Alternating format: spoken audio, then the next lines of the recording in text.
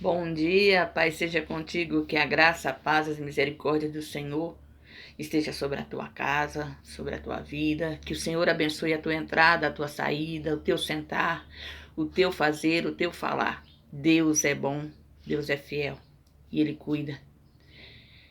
Coloque a sua confiança em Deus, coloque as suas esperanças em Deus, porque Ele é galardoador dos que o amam e dos que o buscam.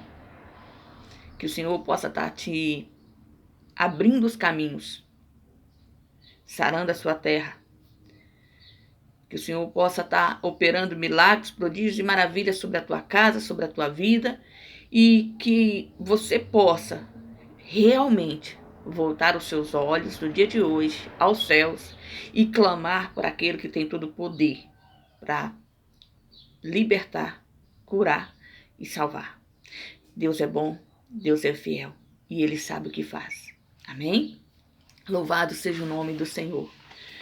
Hoje nós vamos meditar na palavra do Senhor sobre o tempo de espera, sobre esperar em Deus, sobre ter paciência, se colocar na posição que Deus te chamou, sem duvidar, sem olhar para trás e esperar o dia, o tempo e a hora de Deus. Porque muitas das vezes as coisas que acontecem à nossa volta, nós temos dificuldade por conta que a nossa geração é uma geração de fazer as coisas para ontem, não para agora.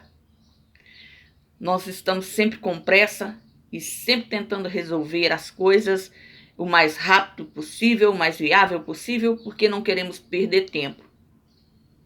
E não sabemos quanto tempo temos. E muitas das vezes nós estamos desperdiçando tempo, tentando fazer algo que ainda não está no momento de acontecer e deixando de fazer aquilo que realmente necessita ser feito. Eu quero falar um pouco sobre Caleb. Caleb foi um dos 12 espias que espiaram a terra prometida e vieram relatar diante de Moisés e da congregação o que eles tinham visto, o que eles tinham conhecido da terra prometida, porque quando todo Israel chega diante da terra prometida, Moisés envia 12 espias. Desses 12, 10 voltam desprovidos de uma coisa chamada confiança. Porque eles falam, não, a terra é boa. A terra mana leite e mel, como Deus falou. Mas nela tem gigantes. Nós, diante deles, somos como um cardume, uma multidão de gafanhotos. Seus olhos viram a grandeza do povo que Deus estava desterrando daquela terra para dar ao seu povo santo e escolhido. E um povo que havia saído do Egito com um braço forte, pela mão do Todo-Poderoso. Depois das 10 pragas, retrocederam, se acovardaram diante de um relato de que o povo que habitava na terra prometida era maiores, mais fortes, mais poderosos do que eles. Eles se esqueceram que seu Deus era maior. Seu Deus podia muito mais fazer além do que pediam e do que pensavam.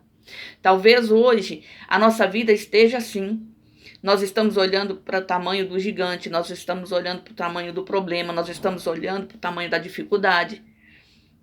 Mas nós nos esquecemos que se até aqui o Senhor sustentou, que se até aqui o Senhor deu o livramento, que o Senhor tem propósitos, que o Senhor pode fazer, que o Senhor pode fazer acontecer o sobrenatural, que o Senhor pode transformar água em vinho, que o Senhor pode fazer caminhar por sobre as águas. Depende mais da nossa fé e de darmos crédito ao que está escrito na palavra de Deus. Porque o Senhor Jesus, ele é o mesmo ontem, hoje e será eternamente. Então, tudo que aconteceu no passado, não é que não tem probabilidade de acontecer. Tenho certeza que pode acontecer no dia de hoje. na minha vida e na sua vida. Eu tenho convicção de que o mesmo Jesus que libertou, que curou, que fez o paralítico andar, o cego enxergar, o surdo ouvir, o mudo falar, o endemoniado ficar livre, é hoje o mesmo. Ele pode sim mudar essa história, ele pode mudar essa vida, ele pode mudar essa situação, ele pode transformar. Mas muitas das vezes nós estamos vendo pelos olhos da carne. E nós temos que aprender a viver por fé e não por vista. Crer que Deus pode mudar, transformar, restaurar, curar e salvar. Talvez, muitas das vezes, nós estamos há tanto tempo no meio da batalha, porque se você parar para pensar, Caleb, ele fez exatamente o que tinha que se fazer. Ele estava ao lado de Moisés, e quando Moisés morre, ele fica ao lado de Josué, e em todo o tempo ele luta para a realização daquilo que Deus determinou sobre o seu povo. Ele entra com toda aquela nação, toda aquela geração, nova geração, dentro da terra prometida. Eles expulsam de dentro da terra prometida aqueles que lá estavam e que Deus, vamos dizer assim, que o Senhor rejeitou. Eles tomam posse da promessa, tomam posse da palavra literalmente. E quando tudo já está sendo colocado no seu devido lugar, ele chega diante de Josué e diz para ele: olha, você sabe, você lembra como é que eu me portei, como é que foi que eu estive com Moisés. E o que Moisés naquele dia falou, que aonde eu colocasse a planta do meu pé, que me seria dado por herança.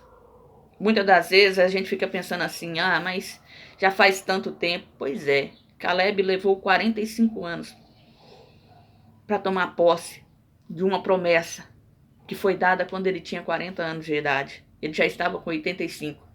Mas Deus foi tão maravilhoso na vida dele que o mesmo vigor que ele tinha nos 40 anos, nos 85, ele dizia estar com o mesmo vigor, com a mesma força, com a mesma confiança, com a mesma esperança. E muitas das vezes tem 2, 3 anos que você está esperando que a palavra se cumpra e já está desistindo. Tem 2, 3 meses que foi deliberada uma palavra sobre a sua vida que Deus não mandou e você já está desistindo. Ei, aguarda só mais um pouquinho, confia em Deus. O que é que Deus tem falado? Qual é a promessa que Deus tem lhe feito? Que Ele é seu Senhor, Salvador, que Ele pode transformar, que Ele pode renovar, que Ele pode restaurar, que Ele cumpre a sua palavra cabalmente e Ele cumpre. Lembra da mulher do fluxo de sangue? Foram 12 anos sangrando, minando as suas forças físicas, emocionais e espirituais.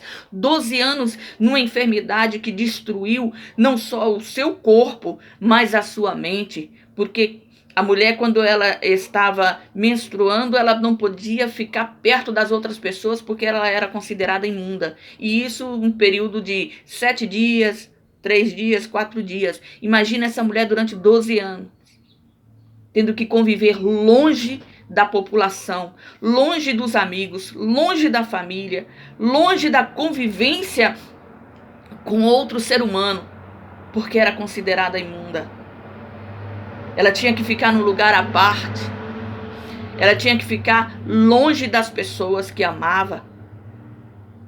E ao mesmo tempo ela estava perdendo as suas forças, ela estava ficando debilitada. E quando ela ouve falar de Jesus, quando ela ouve falar que Jesus estava ali naquele lugar próximo, ela toma uma decisão que vai contra tudo, contra as suas forças físicas, contra as leis daquela época, e ela se levanta e ela coloca no seu coração: se eu tocar na orla da sua veste, serei curada. E muitas das vezes nós temos mais do que a orla da veste, nós temos Jesus dentro de nós, formados em nós, e não estamos dando crédito no poder da sua salvação, no poder da sua transformação. Nós olhamos e deliberamos que não tem mais jeito, que não tem mais solução, que não podemos mais fazer nada. Ora, nós nunca podemos fazer nada, quem faz tudo é Deus. Quem tem todo o poder de fazer e de transformar é o Senhor Jesus. Por isso é que a nossa esperança e a nossa confiança tem que estar sempre firmada nele. A nossa convicção não pode mudar. Para que nós alcancemos a graça, o poder e a misericórdia do Senhor, nós temos que estar convictos do seu poder e da sua força. Então não olhe para o problema como se você tivesse condição de resolvê-lo. Olhe para o problema entregando ele na mão de quem realmente tem condição de resolvê-lo, condição de transformá-lo, condição de arrancá-lo. Eu queria, né, nessa manhã meditar com você nessa palavra que vem dizendo que Caleb esperou o tempo determinado, o momento determinado para realizar o seu sonho, para realizar a promessa que Deus havia falado sobre a sua vida, para reivindicar o seu direito à promessa que Deus havia determinado sobre a sua vida. Ele não reivindicou de Deus. Ele viu que o momento já era próprio e já estava determinado para ele fazer aquilo que ele estava fazendo. Tome cuidado com seus pensamentos. Você não é o dono da verdade. Você não é senhor de si. Se você entregou a sua vida para Jesus, ela não lhe pertence mais. É aquele negócio de dizer eu sou o dono do meu nariz. Mentira.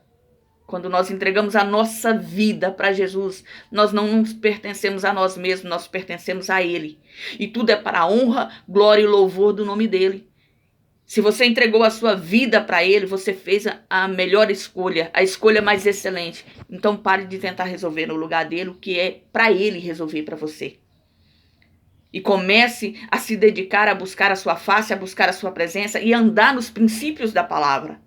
Porque não adianta saber que Jesus cura, liberta, salva e transforma e não viver na presença dele. Estar dentro da igreja e não ser igreja. E não pertencer à igreja. Não, nós temos que fazer a diferença. Nós temos que ser luz do mundo e sal da terra. Coloque-se na direção do Senhor. Olha o que a palavra diz sobre Caleb. Está escrito em Josué 14, versículo 6 a seguir, que diz assim: Chegaram os filhos de Judá a Josué em Gigal. E Caleb, filho de Jefoné, o quenezeu, lhe disse: Tu sabes o que o Senhor falou a Moisés, homem de Deus, em Cades Barneia, a respeito de mim e de ti. Tinha eu 40 anos quando Moisés, servo do Senhor, me enviou a Cades Barneia para espiar a terra, e eu lhe relatei como sentia no coração. Mas meus irmãos que subiram comigo desesperaram o povo. Eu, porém, perseverei em seguir o Senhor meu Deus. Então Moisés naquele dia jurou dizendo: Certamente a terra em que pusestes o pé será tua e de teus filhos em herança perpetuamente, pois perseverastes em seguir o Senhor meu Deus. Eis agora o Senhor me conservou em vida como prometeu. 45 anos há desde que o Senhor falou esta palavra a Moisés, andando Israel ainda no deserto, e já agora sou de 85 anos. Estou forte ainda hoje, como no dia em que Moisés me enviou. Qual era a minha força naquele dia, tal ainda agora para o combate, tanto para sair a ele como para voltar. Agora, pois, dá-me este monte de que o Senhor falou naquele dia, pois naquele dia ouviste que lá estavam os Anequins, grandes e fortes cidades. O Senhor, porventura, será comigo, para eu desapossar, como prometeu. Josué o abençoou e deu a Caleb, filho de Jefoné, Hebrom, em herança. Portanto, Hebrom passou a ser de Caleb, filho de Jefoné, o quenezeu, em herança até o dia de hoje, visto que perseverara em seguir o Senhor, Deus de Israel. Dantes, o nome de Hebrom era Kiriat Arba. Este Arba foi o maior homem entre os Anaquins, e a terra repousou da guerra. Pois bem, eu não sei quanto tempo você está esperando. Mas enquanto você está esperando, não fique de braços cruzados. Não fique olhando o tempo, não fique olhando o vento, não fique olhando a circunstância, não fique olhando as dificuldades. Olhe para Jesus. Ele é poderoso para fazer muito mais além do que pedimos e do que pensamos. Ele é Senhor das nossas vidas. Ele sabe o que está fazendo e quando vai fazer. Se ele ainda não determinou sobre a tua vida aquilo que você tem desejado no teu coração, espera. Se a resposta foi não, esquece. Porque Deus sabe o que faz. Muitas das vezes nós estamos desejando aquilo que não é para nós, porque vai trazer sofrimento, dor ou perda. E muitas das vezes nós queremos dizer a Deus o que nós desejamos. Não, nós temos que buscar em Deus as suas promessas, a sua direção, o seu socorro, buscar de Deus o que Ele requer para a nossa vida e continuar perseverando. Você prestou atenção na palavra, na leitura da palavra? Caleb, quando ele recebeu a promessa, ele não parou, não cruzou os braços. Ele lutou, ele andou, ele passou pelo deserto, ele entrou na terra prometida, ele batalhou para tomar posse da herança. Ele só estava ali reivindicando o direito de escolha. E ele estava escolhendo o local que ele queria herdar. E foi um local onde ele havia colocado a planta dos seus pés. Talvez você tenha uma herança, uma promessa que Deus fez na sua vida, na sua mocidade, que até agora não se cumpriu. Talvez Deus só está esperando, sabe o quê? O teu equilíbrio de se posicionar com honra, com dignidade diante dele e de esperar nele a direção, o comando do que fazer, como fazer e onde fazer. Persevera. Olhe para o alvo, olhe para Jesus. Olhe para a palavra do Senhor, siga os seus princípios, siga a sua direção, siga seus passos, para que as pessoas vejam ele resplandecer sobre a tua face, para que todos saibam que realmente a palavra cristão na sua vida tem conotação real, pequenos Cristo.